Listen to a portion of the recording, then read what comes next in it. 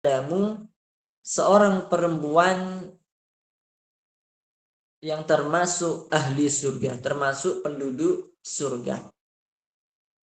Fakultu bala. Atau mengatakan, ya, saya ingin. Qala hadhihi al-mar'atu as-sawda'u atat an-nabiy sallallahu alaihi wasallam faqalat inni usra'u wa inni atakashafu fad'u Allah ta'ala li. Ibnu Abbas mengatakan sambil menunjuk kepada seorang perempuan berkulit hitam ini dulunya pernah mendatangi baginda Nabi Muhammad sallallahu alaihi wasallam. Perempuan itu berkata, perempuan tersebut berkata, wahai Rasulullah, sesungguhnya aku mengidap penyakit epilepsi, penyakit ayan, ya, penyakit yang menyebabkan seseorang itu bisa kejang-kejang. Wa inni atakasyafu, dan ketika aku ayan, kejang-kejang, ya, aku tidak bisa mengendalikan diriku sehingga auratku menjadi terbuka. Maka doakanlah kesembuhan bagiku, wahai Rasulullah. Mohonkanlah kepada Allah agar aku mendapat kesembuhan. Kemudian baginda Nabi Shallallahu Alaihi Wasallam, beliau berkata kepada perempuan tersebut, in syi'ti sabarti walakil jannah wa in syi'ti da'autullaha ta'ala an yu'afiyaki. Baginda Nabi bersabda kepadanya, jika Anda mau, Anda bersabar dan Anda akan mendapatkan balasan surga. Dan jika Anda mau, aku akan memohon kepada Allah agar menyembuhkan penyakitmu. Jadi Nabi memberikan pilihan kepada perempuan tersebut. Mau bersabar atas penyakitnya, bersabar atas ujiannya, dan dia akan mendapatkan balasan surga, atau Nabi mendoakannya agar disembuhkan penyakitnya. Faqalat asbir. Ternyata perempuan hitam tersebut mengatakan, aku memilih sabar. Beliau bersabar atas cobaannya, bersabar atas ujian yang menimpanya. Beliau bersabar atas penyakit epilepsi, penyakit ayan, ya, yang membuat seseorang itu kejang-kejang. Beliau bersabar atas penyakit tersebut. Faqalat inni atakasyafu fad'ullaha alla atakasyaf fada'alaha. Kemudian perempuan tersebut mengatakan, wahai Rasulullah, tetapi ketika aku sedang kejang-kejang, ketika aku sedang ayan, aku tidak bisa mengendalikan diriku. Iya. Orang kalau ayan itu, dia gerakannya itu seperti tidak terkontrol. Tangannya gerak-gerak, kakinya gerak-gerak. Ya. Dia tidak bisa mengendalikan dirinya sehingga auratnya menjadi terbuka. Maka perempuan tersebut berkata, wahai Rasulullah, doakanlah, mohonkanlah kepada Allah agar aku tidak terbuka auratku ketika kejang-kejang, ketika sedang ayan. Inilah seorang wanita yang cerdas, yang mana beliau memilih bersabar dan akan mendapatkan balasan surga yang dijanjikan oleh baginda Nabi Muhammad sallallahu alaihi wasallam. Daripada disembuhkan dari penyakitnya, hanya sementara di dunia.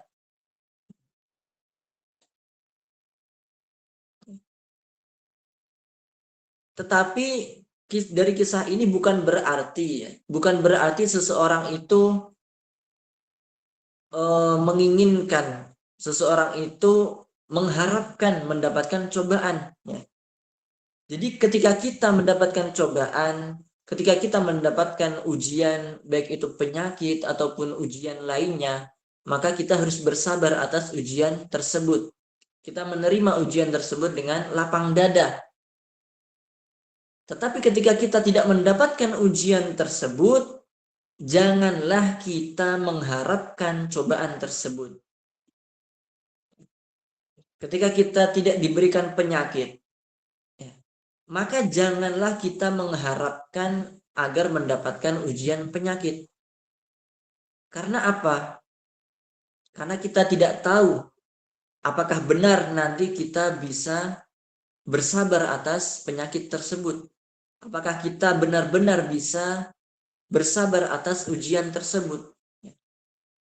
Maka kita jangan mengharapkan cobaan, ujian. Kita jangan mengharapkan cobaan, jangan mengharapkan ujian, jangan mengharapkan musibah. Tetapi ketika kita diberikan cobaan, diberikan ujian, musibah, kita harus menerima dengan lapang dada. Ridho atas takdir Allah kepada kita. Masya Allahu kana wa ma lam yasha lam yakun. Apa yang Allah kehendaki pasti terjadi. Dan apa yang Allah tidak kehendaki pasti tidak akan terjadi. Inilah keyakinan Ahlus Sunnah wal Jamaah bahwa segala sesuatu terjadi atas kehendak Allah. Baik itu kenikmatan maupun ujian, kebaikan maupun keburukan, keimanan maupun kekufuran, ketaatan maupun kemaksiatan. Itu semua terjadi atas takdir Allah, atas izin Allah, atas penciptaan Allah. Jadi wanita hitam tersebut tidak meminta Nabi agar didoakan disembuhkan penyakitnya, enggak. Tetapi beliau meminta agar didoakan ketika beliau kejang-kejang, ketika beliau ayan, agar tidak terbuka auratnya. Agar auratnya tidak terbuka ketika kejang-kejang, ketika ayan. Supaya auratnya terjaga. Inilah. Beliau lebih mementingkan bagaimana, memikirkan bagaimana auratnya itu terjaga. Auratnya itu tidak terbuka ketika sedang kejang-kejang. Maka kalau kita dalam keadaan sehat, walhamdulillah, kita harus bisa lebih menjaga aurat kita. Jangan sampai aurat kita terbuka. Auratnya laki-laki itu dari pusar sampai lutut. Auratnya perempuan seluruh badannya kecuali wajah dan juga telapak tangan. Ini aurat perempuan. Jadi yang namanya bawah dagu, yang sebelah sini, bawah dagu ini merupakan termasuk aurat bagi perempuan, harus ditutup. Tidak boleh terbuka. Jadi bawah dagu ini harus ditutup karena itu termasuk aurat bagi perempuan. Itu harus ditutup baik itu ketika sholat maupun ketika di luar sholat. Begitu juga telapak kaki. Kaki, telapak kaki perempuan itu juga aurat menurut mazhab Syafi'i yang harus ditutup baik ketika di dalam sholat maupun di luar sholat. Fada'alaha. Maka baginda Nabi mengabulkan permintaan wanita tersebut. Baginda Nabi mendoakan kepadanya agar perempuan tersebut tidak terbuka auratnya ketika sedang kejang-kejang, ketika sedang ayan. Inilah bagaimana cerdasnya wanita tersebut. Dia lebih memikirkan akhiratnya daripada dunia. Dia di dunia ini diberikan ujian penyakit paling 20 tahun, paling 30 tahun. Ya. Usia manusia itu rata-rata 60 tahun. Ya. Nggak nyampe 100 tahun biasanya. Ya. Maka 60 tahun itu sangatlah sebentar dibandingkan kehidupan di akhirat yang mana tidak ada batasnya, selama-lamanya, abadi. Ya. Jadi lebih baik bersabar sebentar, kemudian mendapatkan kenikmatan selamanya. Inilah orang yang pintar, bersabar sebentar dan mendapatkan kenikmatan selamanya. وقد روى البيهقي حديثا معناه أن الناس يوم القيامة يرون ما يناله من ابتلي من المسلمين في الدنيا فصبر من الأجر العظيم. Imam Al-Baihaqi meriwayatkan sebuah hadis yang maknanya bahwa nanti kelak pada hari kiamat manusia itu akan melihat balasan yang agung yang diterima oleh orang yang dulunya mendapatkan cobaan di dunia. Jadi pada hari kiamat nanti umat Islam yang dulu ketika di dunia diberikan cobaan, diberikan ujian, kemudian orang Islam tersebut bersabar atas cobaannya, maka di akhirat nanti dia akan mendapatkan kenikmatan yang agung, balasan yang besar. Kemudian orang-orang mereka ketika melihat kenikmatan yang diperoleh oleh Muslim tersebut, mereka menjadi ingin seperti itu. Fayatamannawna allau kanu betulu mislahum liyanalu misla ajrihim. Maka orang-orang itu berharap, ya, seandainya mereka dulu di dunia diberikan cobaan seperti mereka, sehingga mereka mendapatkan pahala seperti pahala yang diperoleh oleh Muslim tersebut. Inilah. Jadi orang yang mendapatkan cobaan, mendapatkan ujian apa saja, baik itu ujian ekonomi, ya, rezekinya susah, ya, rezekinya sedikit, ya, dagangannya tidak laku, ataupun dipecat dari pekerjaan, ataupun mendapatkan ujian penyakit, ataupun ujian rumah tangga, ataupun terjadi perselisihan dengan tetangga, permusuhan dengan saudara, ya. Apapun macam ujiannya tersebut, ketika seseorang bersabar atas ujian tersebut, maka dia akan mendapatkan balasan yang agung di akhirat. Katsirun minal awliya'i yusibuhum fi akhir hayati infalaj. Banyak dari para wali itu banyak dari mereka ketika di akhir hayat mereka itu mendapatkan cobaan penyakit falaj, lumpuh.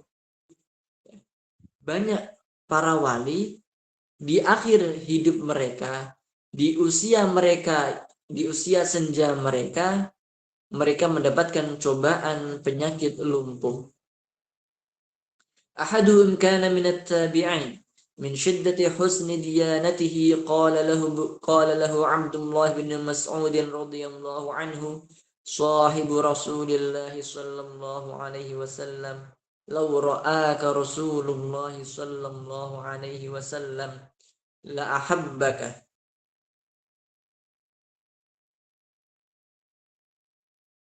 min syiddati ma u'jiba bihi yuqalu lahu min syiddati ma u'jiba bihi yuqalu lahu Ar-Rabi' bin Khaisam.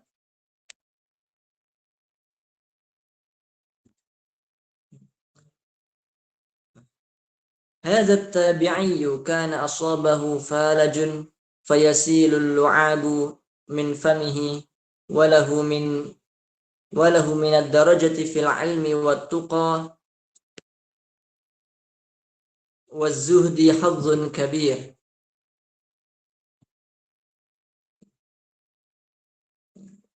Sebentar. Jadi salah seorang tabi'in yang bernama Ar-Rabi' ibnu Khaisam, karena beliau ini orang yang sangat taat beragama, orang yang sangat taat beragama. Abdullah bin Mas'ud berkata kepadanya, ya, sahabat Rasulullah yang bernama Abdullah bin Mas'ud berkata kepadanya, seandainya baginda Rasul melihatmu, niscaya beliau akan suka kepadamu. Karena sangat kagumnya Abdullah bin Mas'ud kepada beliau, kepada Ar-Rabi' ibnu Khaisam, karena beliau adalah orang yang rajin ibadah, rajin sholat, rajin puasa. Hadza tabi'iyyu kana asabahu falajun fayasilu lu'abu min famihi.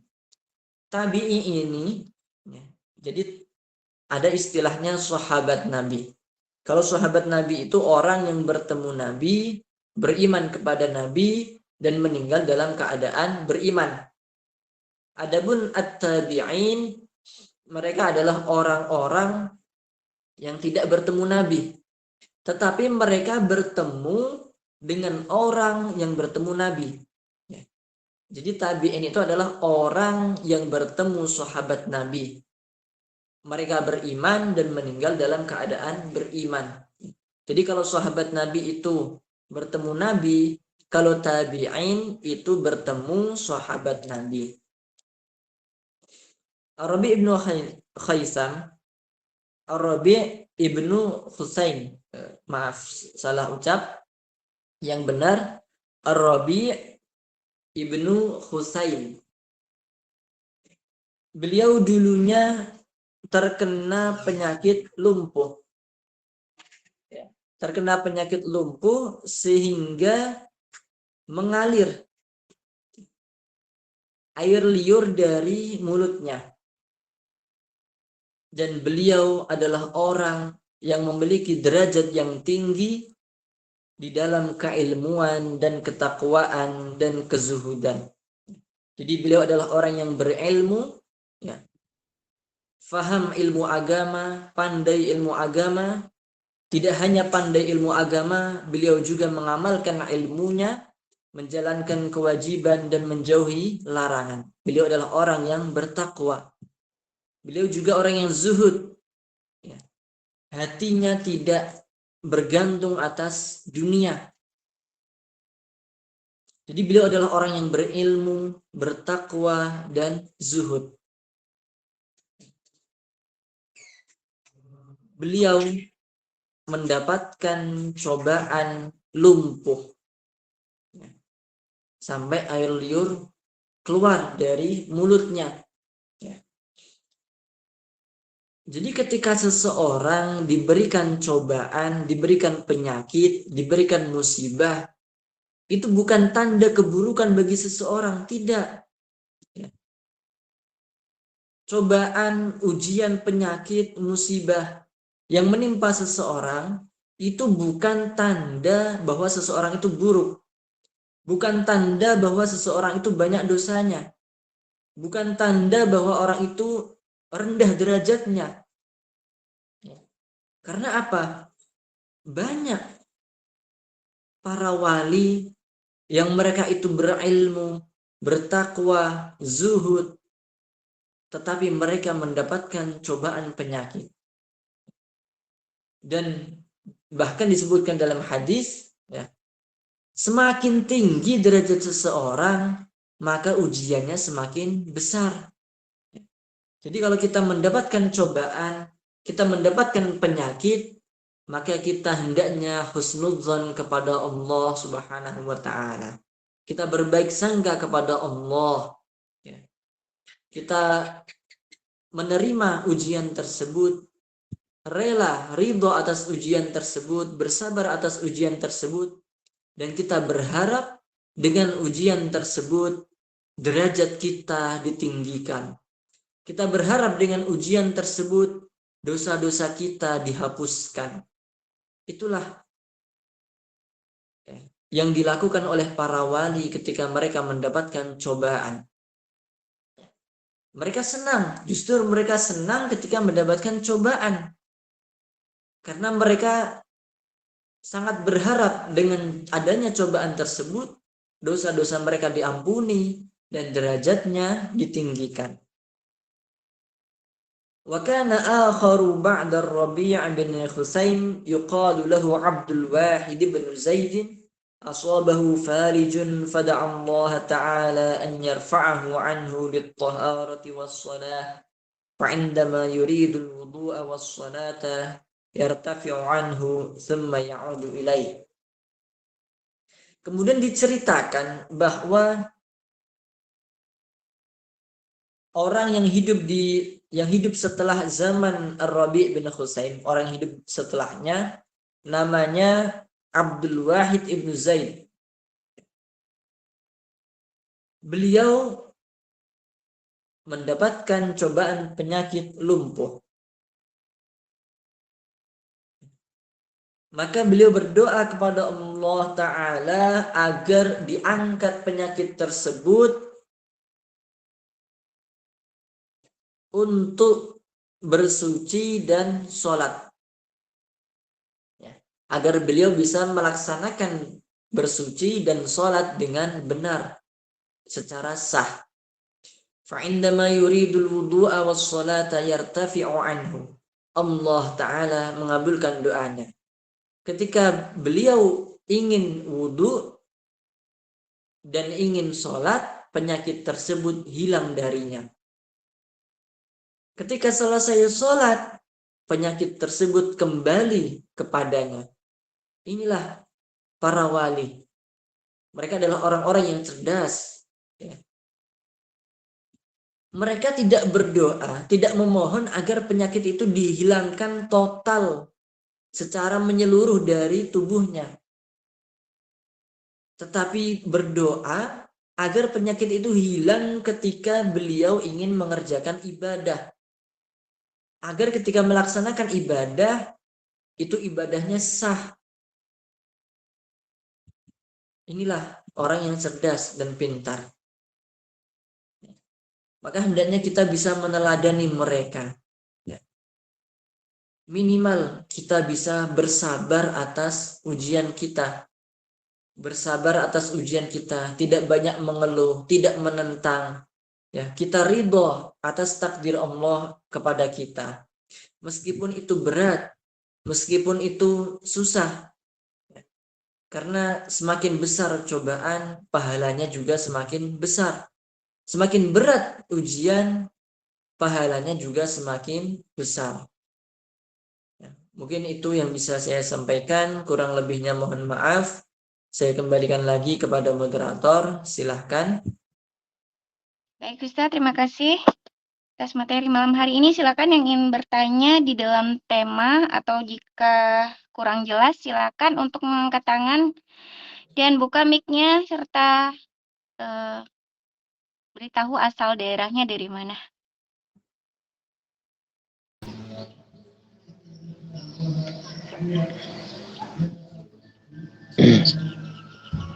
Ya, silakan Mas Hakim, dari mana? Assalamualaikum. Waalaikumsalam. Warahmatullahi wabarakatuh. Saya Ustadz dari Riau Panibahan Ustadz. Baik. Ya, silakan pertanyaannya.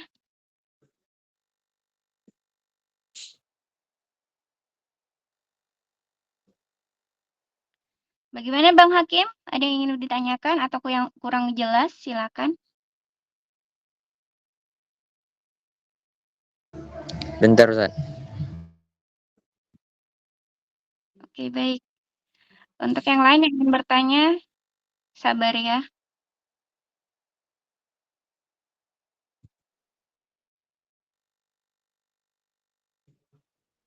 Atau kita persilakan dulu yang lainnya untuk bertanya. Mungkin Bang Hakimnya lagi mikir pertanyaannya. Silakan Mbak Bintu, Mbak Oni. Saya ucapkan juga selamat datang bagi yang baru bergabung malam hari ini. Alhamdulillah kajian kita rutin setiap hari Jumat bersama Ustadz Wafa. Bagaimana Bang Hakim? Ada yang ingin ditanyakan? Iya. Jadi gini Ustaz, apakah ketika kita bertemu sama saudara kita itu terus berjabat tangan, apakah dosa kita diampunkan Ustaz? Saya pernah dengar gitu Ustaz.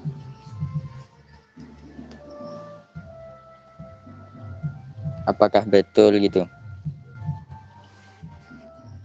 Baik, terima kasih Bang Hakim. Bagaimana Ustadz di luar tema? Iya. Baik. Bismillahirrahmanirrahim.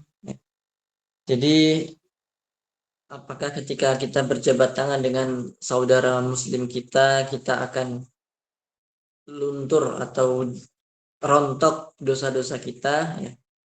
Jadi untuk yang masalah jabat tangan itu belum pernah saya dengar penjelasannya. Yang pernah saya dengar penjelasannya adalah bahwa ketika kita menjenguk orang yang sakit ya, maka ketika kita pulang, kita kembali ya dari menjenguk orang yang sakit, itu dosa-dosa kita dihapuskan ya, dirontokkan. Adapun untuk berjabat tangan saya belum pernah mendengar penjelasannya. Baik. Terima kasih Ustaz. Baik, terima kasih Sama-sama. Bang Hakim. Baik, terima kasih Bang Hakim. Silakan yang ingin bertanya, 1-2 pertanyaan pada malam hari ini. Ya, silakan Mbak Hanifah. Bisa buka mic-nya aja.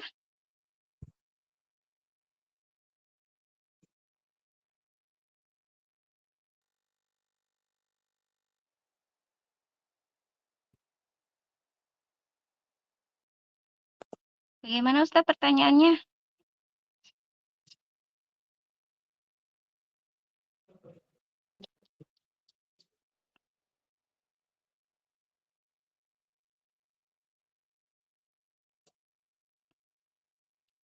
Izin bertanya Ustaz, makna apa itu? Hadho. Arti apa? Izin bertanya Ustaz, maknanya hadho. Hadho.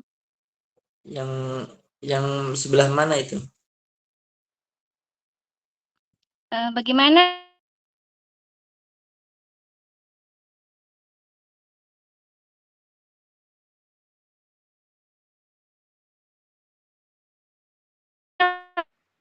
Hanifah Hani. Ya. Hazzun kabir ya. Jadi walahu minad darajati fil ilmi wat taqwa waz zuhdi hazzun kabir. Hazzun itu artinya nasibun, yaitu bagian. Ya, artinya bagian yang besar. Ya, jadi kalau arti harfiahnya, arti secara letterleknya, beliau memiliki bagian yang besar di dalam keilmuan, ketakwaan, dan zuhud. Artinya bagian. Baik, terima kasih Ustadz. Silakan 1 pertanyaan lagi. Jika tidak ada, kita tutup kajian pada malam hari ini. Silakan Mbak Rima Aulia Murni. Assalamualaikum warahmatullahi wabarakatuh. Waalaikumsalam warahmatullahi wabarakatuh. Baik, kepada Ustaz saya ingin bertanya. Silahkan. Seorang tabi'in bernama Rabi' bin Husain Setelah siapa nama tabi'in setelah tabi'in Rabi ibnu Husain? Apa tadi Nama Ustaz? tabi'in, iya. Nama tabi'in setelah Rabi ibnu Husain. Nama tabi'in setelah Rabi ibnu Husain adalah Abdul Wahid bin Zaid. Syukran Ustaz. Assalamualaikum warahmatullahi wabarakatuh. Waalaikumsalam warahmatullahi wabarakatuh. Baik, kita cukupkan sampai ada di kolom komentar.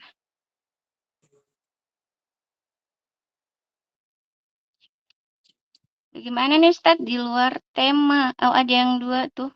Saya bacakan izin ya Ustadz, pertanyaan terakhir. Baik, Assalamualaikum, maaf izin bertanya di luar tema Ustadz. 1, mencium tangan guru, habaib atau masyaikh dengan tujuan untuk mendapatkan keberkahannya apa diperbolehkan? Yang kedua, kulit bawah dagu apakah ada perbedaan ulama? Silakan Ustadz. Ya, mungkin ini pertanyaan terakhir ya. Oke, siap. Jadi mencium tangan guru, habaib atau masyayikh dengan tujuan mendapatkan keberkahannya itu diperbolehkan ya.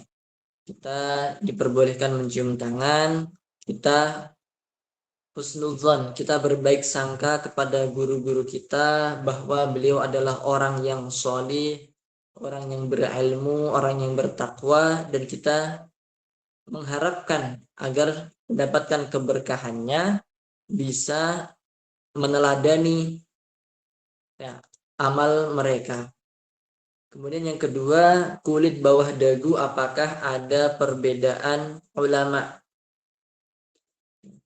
Apakah ada perbedaan ulama? Saya tidak pernah mempelajarinya, belum mempelajarinya. Ya, jadi yang saya pelajari di dalam mazhab Syafi'i, ya, di dalam mazhab Syafi'i dijelaskan bahwa aurat perempuan itu semua tubuhnya kecuali wajah dan telapak tangan. Jadi dagu itu di dalam mazhab Syafi'i termasuk aurat yang harus ditutup. Apakah di mazhab lain apakah ada pendapat yang berpendapat berbeda dengan mazhab Syafi'i? Saya tidak tahu. Baik, terima kasih atas pertanyaan pada malam hari ini dan jawabannya. Terima kasih Ustadz atas materi yang diberikan. Semoga bermanfaat dan dapat kami amalkan juga ajarkan kepada orang banyak. Terima kasih yang sudah bergabung untuk admin penyelenggara, Kak Rahma. Terima kasih admin semuanya yang sudah ikut kajian pada malam hari ini. Terima kasih semuanya, juga saudara-saudara. Baik Ustadz, silakan ditutup. Dan jangan lupa juga Ustadz kata mutiara malam hari ini boleh. Iya. Jadi untuk kata-kata mutiara hari ini adalah bahwa kita hidup di dunia itu tidak lepas dari cobaan dan ujian. Ya. Maka kita haruslah bersabar atas cobaan dan ujian yang menimpa kita. Kita bersabar sebentar di dunia dan kita akan mendapatkan kenikmatan yang abadi di akhirat. Mungkin itu. Kemudian ada sedikit yang ingin saya jelaskan tentang pengertian falaj atau falij. Ya. Jadi falaj atau falij itu adalah penyakit yang menimpa seseorang ketika seseorang tertimpa penyakit tersebut, itu bagian setengah tubuhnya itu tidak bisa gerak, tidak aktif. Ya, sarafnya tidak aktif. Ya. Mati rasa. Atau kalau zaman sekarang itu istilahnya stroke. Ya. Jadi falaj itu lumpuh setengah, ya, lumpuh setengah badan. Ya, stroke, penyakit stroke. Dan sebelum saya tutup, saya minta doanya juga dari jamaah sekalian untuk guru saya. Ya. Mohon doanya untuk guru saya, kiai saya yang bernama Kiai Haji Aswab Mahasin, pengasuh Pondok Pesantren Muhammad Khatamul Anbiya wal Mursalin, pengasuh Pondok Syahamah Jonggol Bogor Jawa Barat yang sedang mendapatkan ujian musibah penyakit dari Allah Subhanahu wa taala. Semoga Allah taala mengangkat penyakitnya. Semoga Allah taala memberikan kesembuhan kepada beliau. Semoga beliau dikuatkan, diberikan kesabaran dan juga keluarganya. Kita bacakan Al-Fatihah untuk beliau. على هذه النية الصالحة الفاتحة. أعوذ بالله من الشيطان الرجيم. بسم الله الرحمن الرحيم. الحمد لله رب العالمين الرحمن الرحيم مالك يوم الدين إياك نعبد وإياك نستعين صراط الذين أنعمت عليهم غير المغضوب عليهم ولا الضالين. Semoga Kiai Aswab Mahasin segera diberikan kesembuhan oleh Allah Subhanahu wa taala. Amin. Mari kita tutup dengan tahlil dan sholawat. La ilaha illallah. Allahumma shalli ala sayyidina Muhammad wa ala alihi wa sahbihi wa sallim. Rabbi ighfir li wa liwalidayya wa lil mu'minina wal mu'minat. Walhamdulillahi rabbil alamin. Wassalamualaikum warahmatullahi wabarakatuh. Waalaikumsalam warahmatullahi wabarakatuh. Alhamdulillah, terima kasih banyak Ustaz. Terima kasih semuanya. Ketemu lagi di kajian berikutnya. Tetap semangat dan semoga istiqomah. Saya pamit undur diri. Assalamualaikum warahmatullahi wabarakatuh.